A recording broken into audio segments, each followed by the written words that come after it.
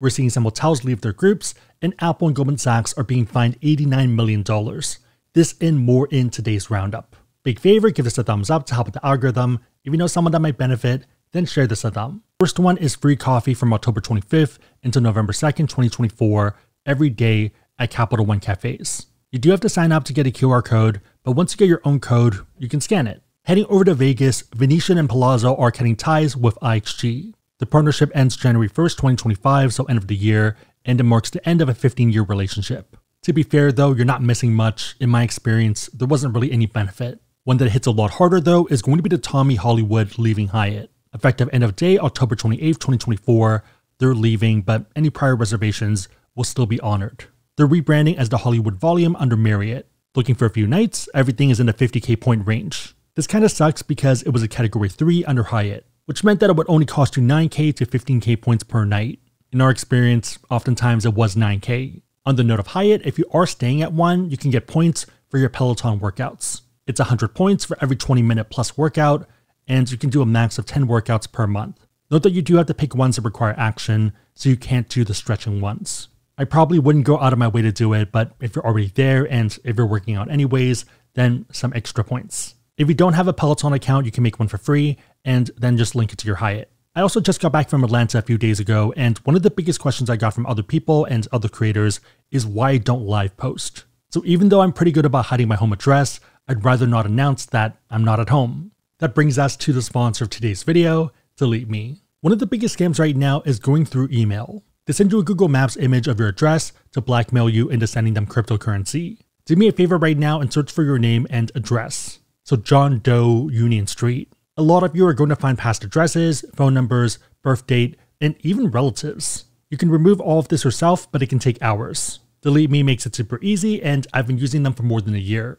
In that time, they've reviewed over 36,000 listings from 113 data brokers. My favorite part is that they scan for stuff in the background and get it removed. For Q3, they removed 36 listings, all without me having to do anything. In the first 2 years, they typically remove over 2,000 data pieces per customer. To date, they've eliminated 100+ million data pieces across all customers. So if you want to protect your personal information, then check out joindeleteme.com/AskSebby and use promo code SEBBY for 20% off the US consumer plans. Moving to the last story, we have the CFPB ordering Apple and Goldman Sachs to pay over $89 million due to the Apple Card's failures. This includes illegally mishandling and misleading. It also wasn't a small thing and impacted hundreds of thousands of Apple Card users. A lot of it being pretty crazy and egregious. One reason that I, and probably you, like credit cards is due to protections. If someone steals your card, you can dispute it and you're generally fine. Debit cards do have similar mechanisms,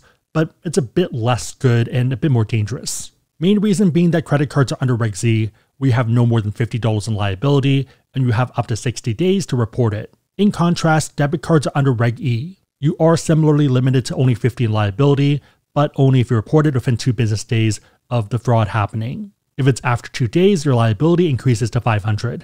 Main takeaway being that if you have a credit card, you're a lot safer. But that's not the case with the Apple Card. For a lot of disputes, Apple failed to send them to Goldman Sachs. Even after Goldman Sachs alerted Apple of the issue, the problems persisted. That means that cardholders were liable for tens of thousands of these disputes. Doing a quick Google search, a lot of people run into issues even when they're in the right, and it actually is fraud. The general consensus being that they're not really great with disputes. The crazy part is that a lot of these read like open and shut cases, especially when stuff just hasn't shipped and the merchant also hasn't refunded you. Beyond liability, it's also how it might impact your credit. For example, if it's an Apple purchase or something larger, I could easily see people getting hit harder and being negatively affected. Even worse, it wasn't just on Apple's end. For the ones that Goldman Sachs actually received from Apple, they oftentimes fail to send notices within 30 days, conduct reasonable investigations, or send resolution letters. These failures led to Goldman illegally placing damaging information on consumer credit reports and holding cardholders responsible for fraudulent and unauthorized purchases. A lot of normal people were drawn to the Apple Card, a big part of it being high limits with very little risk management. So much so that they have the worst default rates among big issuers and well above subprime lenders. So you have normal people getting higher limits than expected and then dealing with fraud which was ignored. That sounds like a recipe for disaster. Another issue were Apple shoppers. One of the big draws of the Apple Card is store financing, where you get 0% APR for 12 to 24 months. It reads as automatic, but that's not the case. You were not automatically enrolled, and you had to specifically pick the payment plan for it to work. And then for online orders, you weren't even presented with this unless you were using a Safari browser. It makes sense that they want you to use their browser, but it needs to be better explained. Case in point, I use a MacBook for a lot of work, but I use Chrome and Canary. I'm not a fan of Safari and I don't use it. Lastly, and a bit egregious, is how refunds were treated. So even for people that were enrolled in these plans, you had normal card purchases that you would do for everyday stuff, and you had the payment plan. Even for normal purchases, Goldman applied refunds to the interest-free plans instead of the normal card, basically forcing you to pay extra and eat interest. You might be wondering whether all of this was intentional, and it doesn't seem to be the case. Instead, the product just wasn't ready. They ended up launching the card despite third-party warnings to Goldman that the dispute system was not ready due to tech issues. Goldman was incentivized to launch, though, due to the service agreement.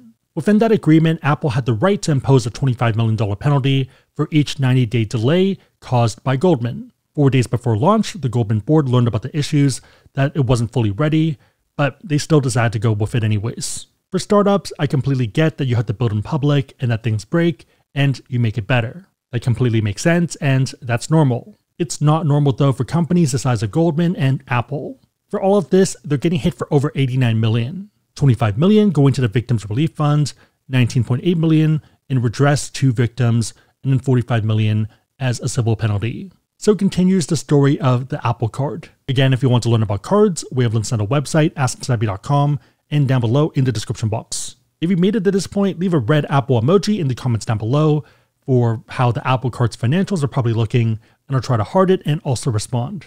3 questions. Number 1, what's been your experience, if any, with the Apple Card? Number 2, will Chase be able to fix issues? Number 3, do you see the Apple Card being competitive in the future? Big favorite, thumbs up, share this, but otherwise hope you liked it. See you next time. Main takeaway being that if you have a